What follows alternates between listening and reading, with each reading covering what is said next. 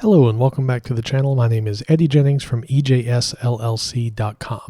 This video is going to be about bash scripting, and I'm going to take a script and break down both the script and the process of making it. And the goal of this is twofold. One, if you're new to bash scripting, I'm going to try to explain a couple of concepts and such that I'm using in the script that might help you in your learning. Not that I'm a master of bash scripting myself, but I've started to get some more experience with it.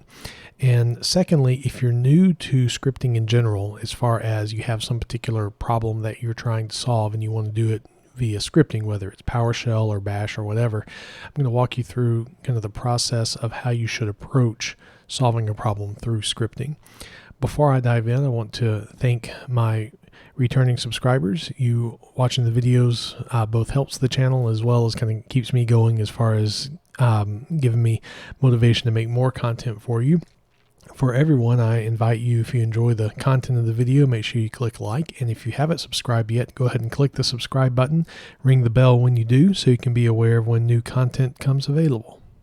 So when you're planning on using scripting to solve a particular problem in systems administration, there are four things that you typically will do with every script that you make. I say typically because you might not do this with all scripts, but generally speaking, these are going to be the four things that you are going to be doing. Number one, and this sounds kind of obvious, but I'll explain, is you must understand the problem. I say this because it is very tempting to just dive into the scripting without really understanding exactly what the problem is. And so don't be surprised if you spend a good bit of your time actually making sure you understand the exact details of the problem rather than just diving right in and starting to type out code. Number two is thinking through the solution. So in addition to needing to have a good grasp of understanding the problem, the next thing that you're going to start doing is thinking through how to solve said problem. And again, this sounds kind of obvious, but it's a necessary step that needs to happen before you really start diving into your code, because if you don't have a direction as to what you're wanting to or what you're needing to do to be able to solve the problem, then how can you write an effective script? Now, I'll be the first to say that there have been times I've got through a script and realized I didn't actually solve said problem. So, I mean, it's something we try to avoid. If you find that you've done that, don't beat yourself up too much, but just know that thinking through a problem before you actually start typing out your script is an important part of the whole process of solving problems through scripting. Number three is just writing the script itself. So you understand the problem, you've thought through how you plan on solving it. Next is actually writing said script. Now, this is not generally going to be a start to finish. You're done and your script is there. This process will take a while because you'll have the solution in your head that you're wanting to implement, and then you realize that it may be an impossibility with whatever scripting tool that you're using to actually do that. And so this writing the script piece should be like writing and testing the script, because you'll be doing this in kind of smaller chunks and figuring out how things will work. Now, it is possible just to sit and write the whole script and call it done, but when you do get to where you're testing it and problems come up, and problems will come up. I mean, I'm sure there are probably people out there that can crank out a script and never make a mistake. I would like to think that doesn't exist, but truth can be stranger than fiction at times. And for mortals like me that are writing scripts, doing it in pieces is going to help significantly with debugging. So when something goes wrong, you're not having to troll through the entire script to be able to figure it out. And the last step is what I call polishing the script. And what this is going to be is taking the script and making it something that is not just a one-off, run at one time thing, but turning it into something that can be reusable. Now, not every script that you're going to write is going to have this step of polishing the script. Sometimes you truly are just making a little one-off thing for some little problem. But generally, the reason why we use scripting to solve problems is to where when a problem comes back or a similar problem comes along, you must script it, right? That's what the tune says, script it good. Anyway, it's my lame attempt at geek humor there. But that polishing the script process is where you take the script and maybe you turn some stuff into variables and such, or you add ways of getting user input to where the script can be reused in other environments. And also, if you're wanting to publish the script or share it with others, this polishing the script process is where you would sanitize the script, as far as, let's say that you have something in there that's specific to your business that's not, a readily known thing.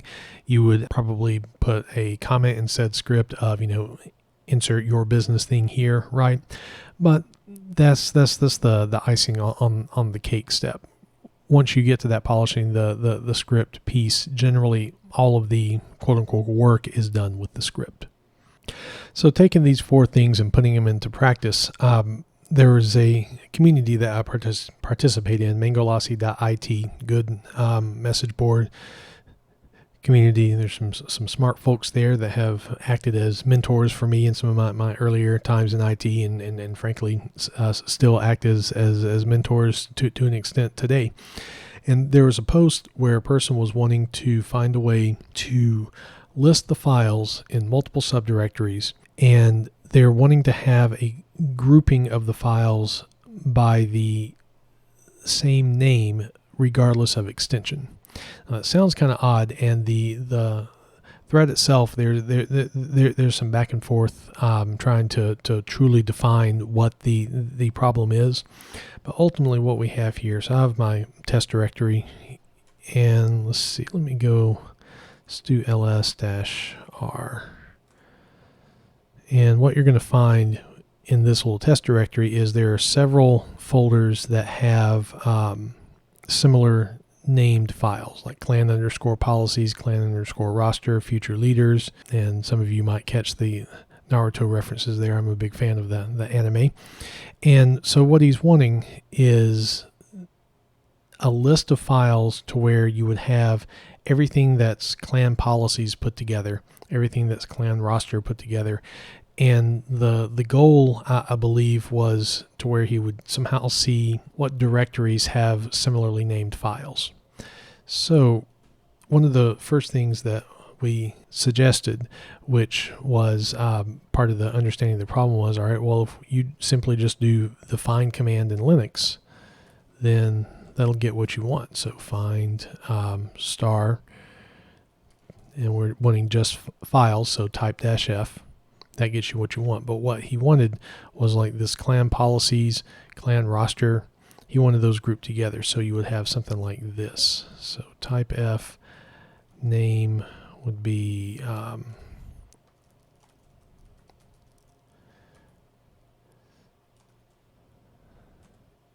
and notice how if I do this clan policies here, you see that they're all together. But the problem is, in order to do this, then we're going to have to know the names of the individual files.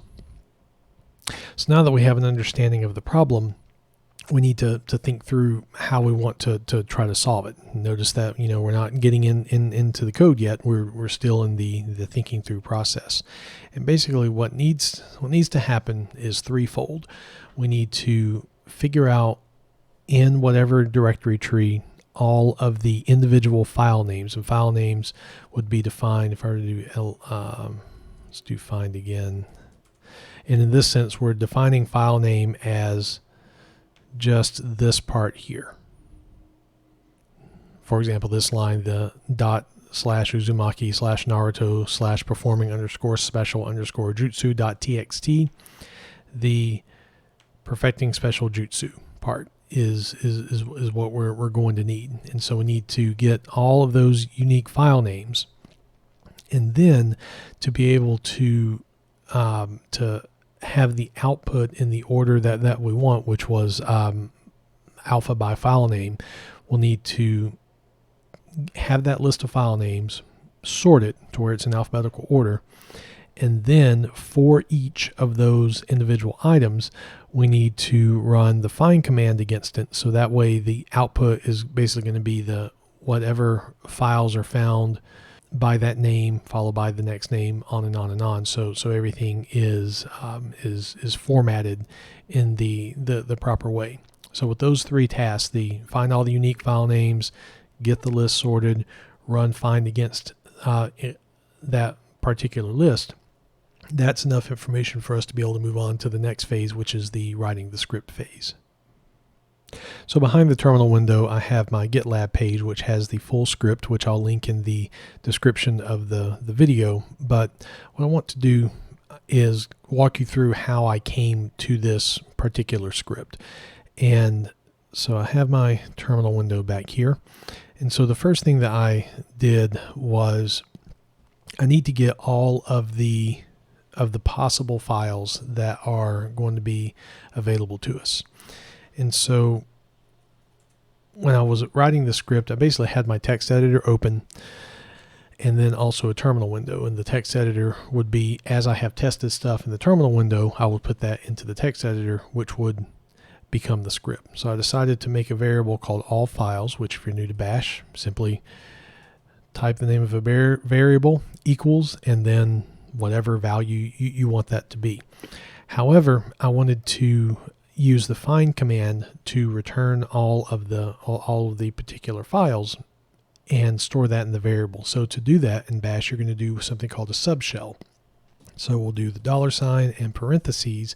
Then anything within this parentheses is going to be evaluated by Bash, and whatever commands and such there are going to be run, and the resulting output will be stored into all files. And so I would want find, and then I'm already in the root directory that I want, but kind of thinking ahead, at some point I'm probably going to want the user of the script to tell me what directory to use. So I'm going to go ahead and use the full path here. And then I want type F. So I'm only interested in the files, which from the original problem, that was something that the person mentioned, that they're not caring about directory names, they're just caring about files. So doing this will net us everything recursively that starts at this particular root directory. So if I were to echo all files, here we are. We have everything that we need. One other thing to take note of is notice that this actually is one huge line of text, but each file name is separated by a space, which is good because eventually we're going to need to use a for loop, and it is possible to change a variable called IFS, and which stands, I think, for internal file separator, perhaps is what that stands for. I'm just trying to remember that off the top of my head. But you can change that to use something other than spaces or new lines and such for delimiting items in a list. But space is one of the defaults for that, and so we're going to need that for, and the find command already gives us what we need because each of these paths are delimited by a space. So as far as the script, as you can see here, line 38 at the top, we have the all files. Now I have a variable here which we'll get to in step 4 of the polishing the script, but this is where this would have been put into my script.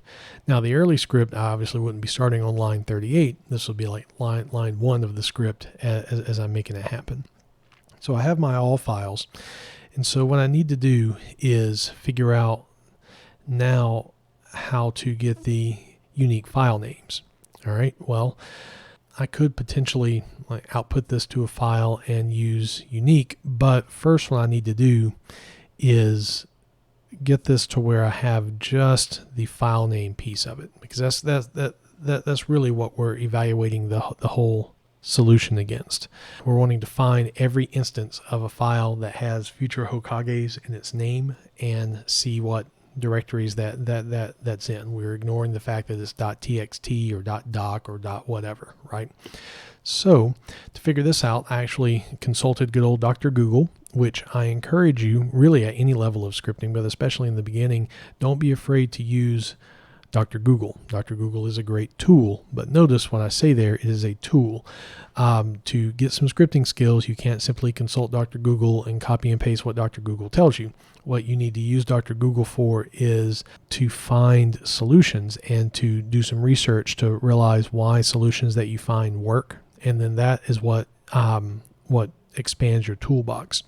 And the particular thing that I found that was of interest to me was something from Stack Overflow, where a person was using the rev command, which I had not used before. But what it does is takes a string and writes it in reverse. So this clan roster.rtf would come out as ftr.rst, or I can't read, retsor underscore on and on and on. So the reason why this is important is this is how we're going to isolate the name here. So in the process, what I would do just in my terminal is make up a variable and feed it a string, and then start manipulating that to see if I can get the desired result. So I'm going to make a variable called foo, and I'm going to set this variable to be home Eddie test year Huga clan roster.rtf. So if I were to echo foo, I get what I want. So at this point, what I would want to do is figure out how we can isolate just this clan roster. And so we're going to be using something called the cut command, which if you're new to Bash, cut is something that you can use to say, using a particular delimiter, such as the / here, show me whatever field I specify. So for example, if I were to take echo foo and pipe that to cut, let's say I want to do the / as the delimiter, but I just wanted the second field, -F2. The first field is literally this space up to the first delimiter. The second field is home, and see how the output now is just that. So effectively we're wanting to do the same thing, but we need to get clan roster.rtf. So you might think, okay, so why don't we do cut, and let's see, that would be 1, 2, 3, 4, 5, 6. So field 6, and all right, so now we have the clan roster.rtf. The problem though is we don't know at this point the exact number of subdirectories we're going to have. And so it might not be the 6th field for some. Let's say there was a clan roster just under /home/Eddie/test year. Well, this obviously wouldn't work. And so this is where the reverse command comes in, the rev command. So if I were to take my string, put this through rev, notice what we have here. Now this looks like gibberish because it's literally in reverse, but now we're beginning with the file. So therefore the first / is going to be the end of the directory path.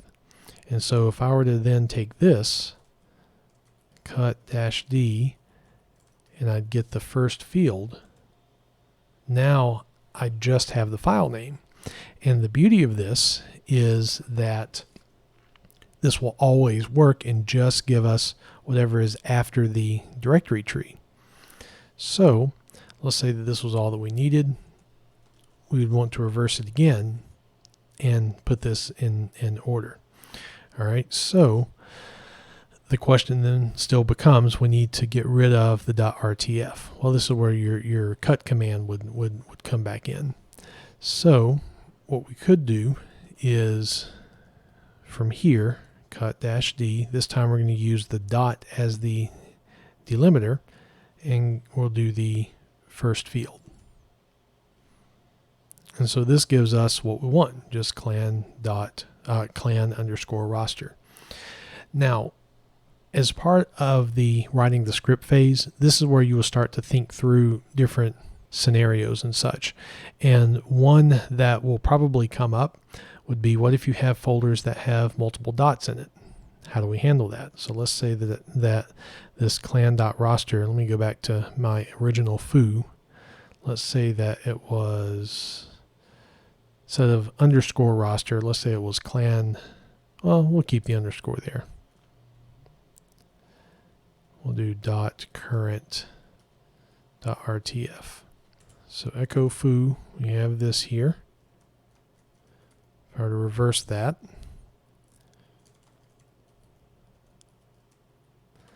do the first cut. All right, that's getting what we want here. And then if I were to reverse it, we have this here. And then if I were to cut again, -D, we're using the dot as the delimiter, and we want the first field. That gives us clan roster. Well, the problem is clan roster is not the file name. Clan roster.current is the file name. So we have to have a way of handling this. And so what I decided to do in my script, as you can see here, is pipe it to cut a second time. So what I did, let me press up here. So for the second cut, since at this point, let me go back to the first cut, we have file extension and then the rest of the file. It's still backwards, but that's effectively what we have here. What I decided to do was, let me clear my screen, was cut a second time using the dot as the delimiter, but there's a syntax in cut that says start at this field and then go until there's no more. And so what I want to do is not start in field 1, but I want to start in field 2 and go until there's nothing else left, which, regardless of the number of dots that we have, is going to return the file.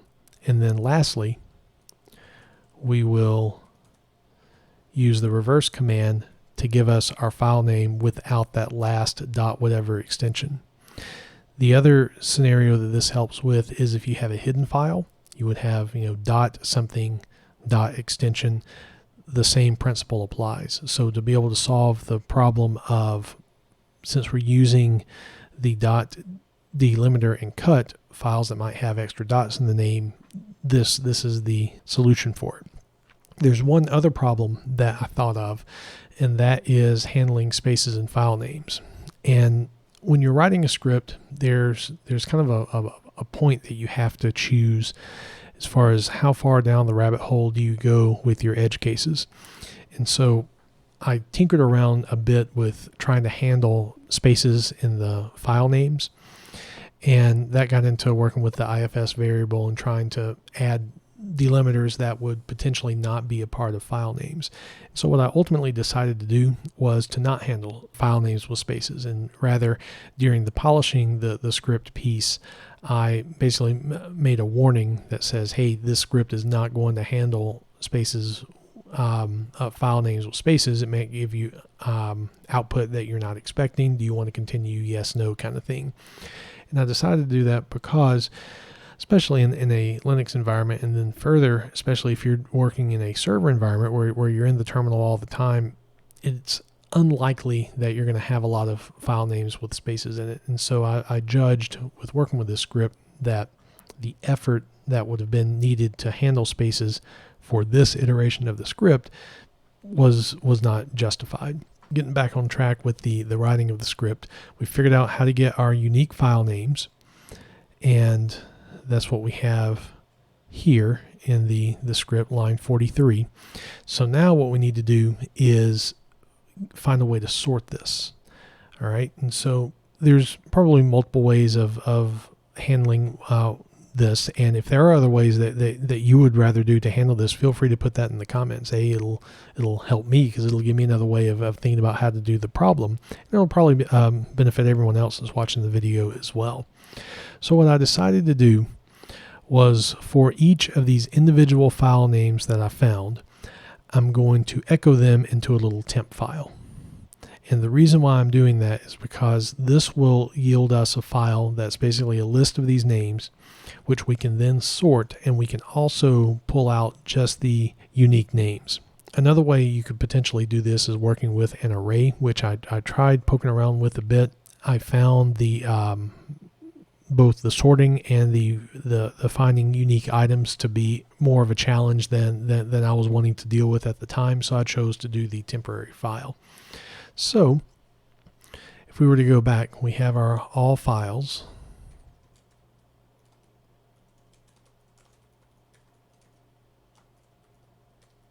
If I can type here. And we're going to put this into a for loop. So those of you that might not be familiar with a for loop, this is, if you're coming from PowerShell, this functions almost exactly like the for each loop in PowerShell. So what we're going to do is for each one of these things in all files, and they are space delimited,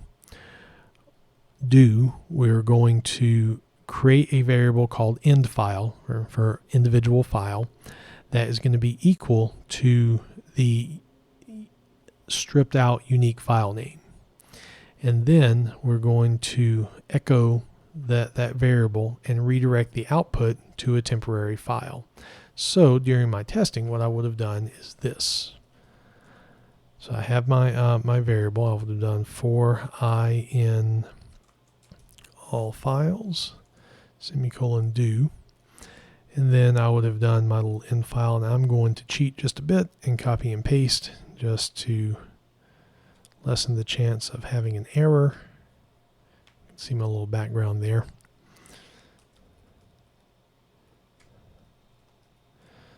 Look over that real quick.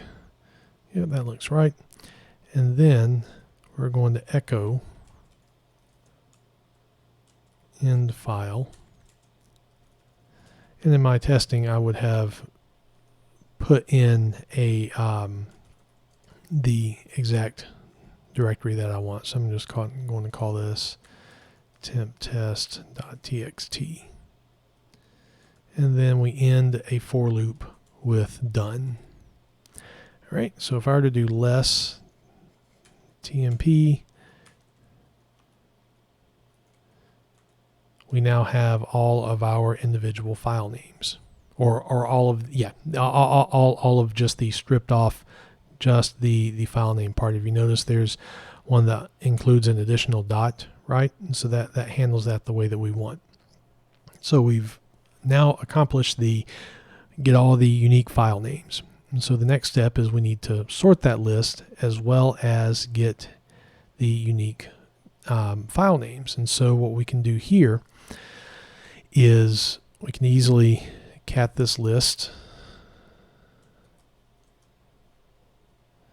and pipe it to sort, and that'll give us that, but we still have duplicates.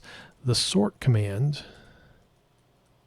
has a -u option, which is going to give you just the unique items of your list. So if I were to do sort -u, we now have all of the actual unique file names, which is great. This is what we want.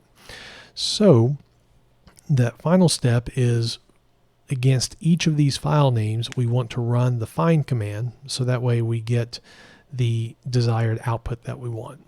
So the way I chose to handle this was store these file names in a variable and then do one more for loop to do the running of the find command. So just like before when we stored the all files, I decided to call this variable unique file names. Then we're going to do a subshell again. We're catting the original file, which during my testing I was putting in the actual path to the file. We're going to sort that, use the -u command to give you unique. And if we were to echo unique file names, we have all of our unique file names, and they are also space delimited, which is quite nice because that again will work very well with the for loop. So with the for loop, it's very simple. I decided to do for j. It's just a habit of mine rather than using I. Once again, I'll keep iterating through the alphabet. But initially, what I did when I was doing my testing of the script, let me move my terminal window just a bit.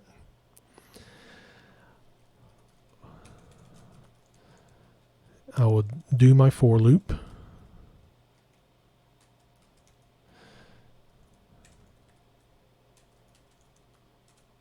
And I'm simply finding in whatever directory I want, which for this is going to be home eddy testdir, type F.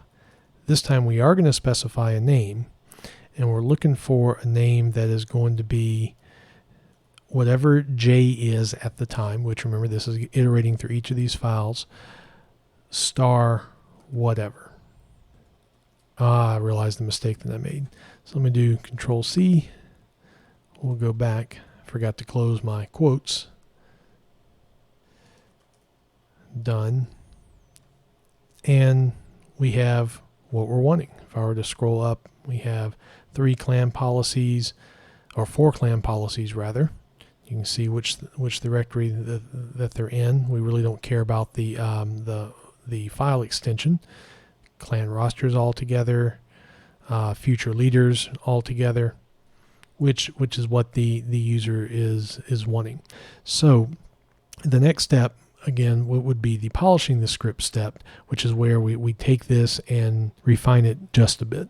Going back to the GitLab page here, what I have from line 38 to 53 is pretty much the script. This is what's actually doing the work. When I was doing the polishing bit of it, one of the first things that I wanted to do, and this wasn't something that was asked for by the user, but rather this is me thinking through, all right, so if I want to reuse this or maybe add some flexibility, what could I do to improve the script? Functionality of it's fine. It's doing what we need it to do, but make it more maybe production ready would be a good phrase for this. So the first thing I thought of doing was for each of these find, we want to sort it.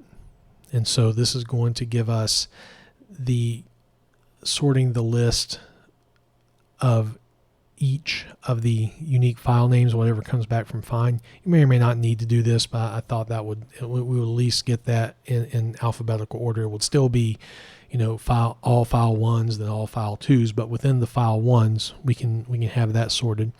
And then use the T command. The T command will allow us to display the standard output to the terminal window, as well as send that output out to a file. And so this is going to allow the user to actually see what's happening, and they're going to get a resulting file out of it. The -a parameter here says to append to said file. We'll get to the out file piece in a moment. So the next thing I wanted to do was get some input from the user as far as what directory path that they're wanting to check. Now you could easily just tell the user, hey, we need to just update the script, but sometimes making it interactive is helpful. So what I did to handle that was I used the read command. And so I used echo that will give the user a prompt, enter the full path of the root directory to search. And I chose the language full path very carefully because there's little ambiguity with that.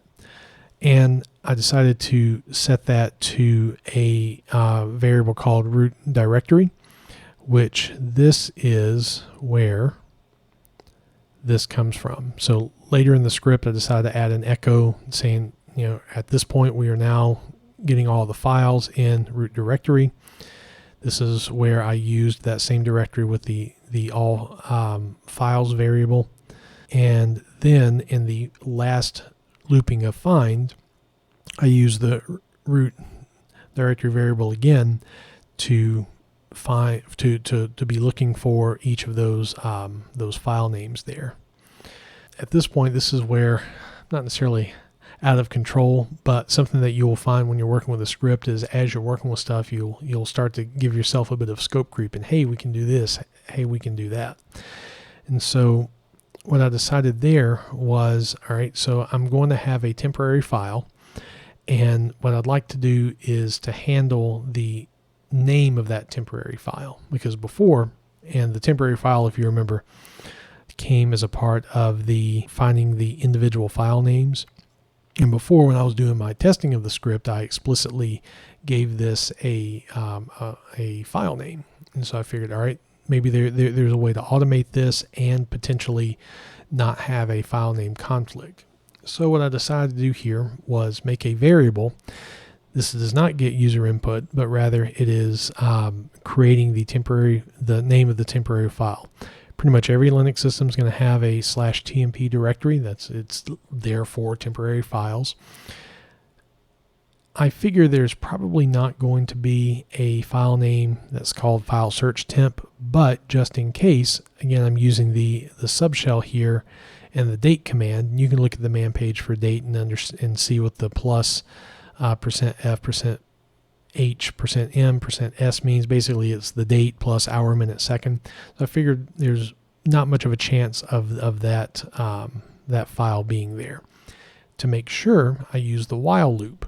And this particular construct in Bash, very similar to what you have in PowerShell, while whatever is evaluated is true, do your thing, right? So this -f basically says a regular file with whatever file name. If that exists, this will return true. And so it's checking the temp file, right? And if that's true, then we know we really can't use that file. That file name. We need to do another one. I decided to have it sleep for 1 second, just because if you have a super powerful computer, we can loop through this multiple times, and my precision of timestamp is 2 seconds. I'm not using nanoseconds or anything. So I have the script wait for 1 second, and then reset the temp file variable to basically the same value, except this time I know that this is going to be incremented by a second. And so while we'll check again.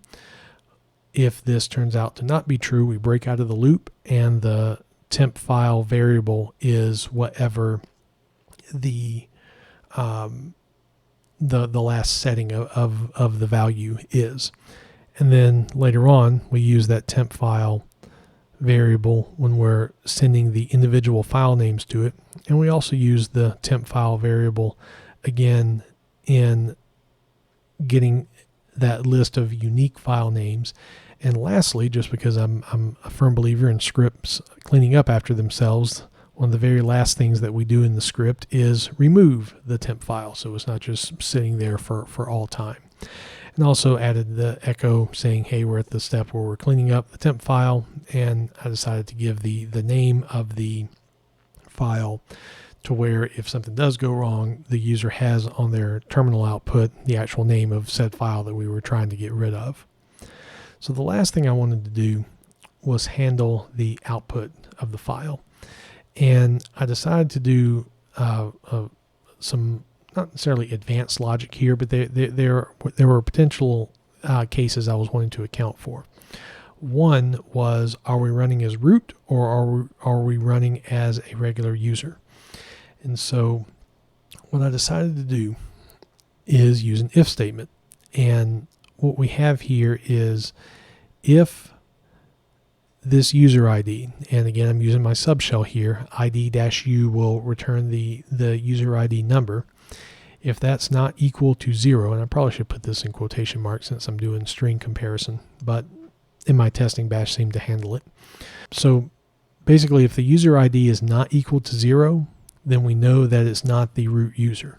Then what we do is basically copy this same while loop again, except we're creating the output file. And as you can see, most users are going to have their home directory within home on a Linux system. I use the whoami command to give me the username and file search results. I do that while loop again to check to see if that name exists, and if it does, start appending the date and hour, minute, second to the file, and then eventually we'll be done with that loop. If the user ID is equal to 0, then I know it's the root user, and so therefore my out file is going to be /root/ whatever, because the home user for the root account is going to be this particular file name. And so again, I'll do my while loop just in case to account for file name conflicts, but that was the extra little spice added to it. This you completely don't need to do this, but I figure if I'm going to make this script something that I would potentially share with other folks, this probably needs to be handled, because sometimes you might run this, sudo this script. Other times you'll run said script. So I have it accounting for it. Then of course we use the out file with that last T output. And then I have a little echo statement for, all the output has been saved to whatever that file is. So the last bit of polishing that I do is add a few more echo statements saying what we're doing. So we're making the file name, we're figuring out the name for the output file, we're now getting all the files, we're figuring out unique file names, we're verifying the files found and creating desired format. Probably should call that desired output format. Then once that loop's done, we say that the output's been saved to the file. We're cleaning up the temp file, we remove it, and then echo finished. The one other bit of polishing, and this I mentioned in the step of figuring out the unique file name, is I make a warning here, just echo warning. This is not written to handle file names with spaces. So I didn't go into, this could produce, output that doesn't make sense. I just simply gave a warning of I specifically did not write this to be able to handle the file names. And so I use the read command. -p will allow a prompt, and this particular syntax is what you would need to be able to have it move to a new line, which is what we want. And basically they have an option. They can either literally press enter to keep on with the script, or at this point I tell them they can use Control-C to cancel the script. So that way the user is explicitly saying, I understand this isn't going to handle file names with spaces, I want to continue anyway. So I know this video was rather long, but I hope it was helpful for you, especially if you are new to Bash scripting or just new to scripting in general. This kind of showed you how to do a couple of constructs within Bash itself, and then give you an idea of what to do with the method of attacking a problem with the script of, understand the problem, really think through the solution, then write the script, and then at the end polish the script up to where it can be reusable and potentially shared with others. As always, if you enjoyed the content of the video, make sure you click like, and don't forget to subscribe and ring the bell when you do, so that way you can be aware of when new content comes available, and you can come back and watch some more videos. As always, thank you for taking the time to watch, and I'll see you the next time.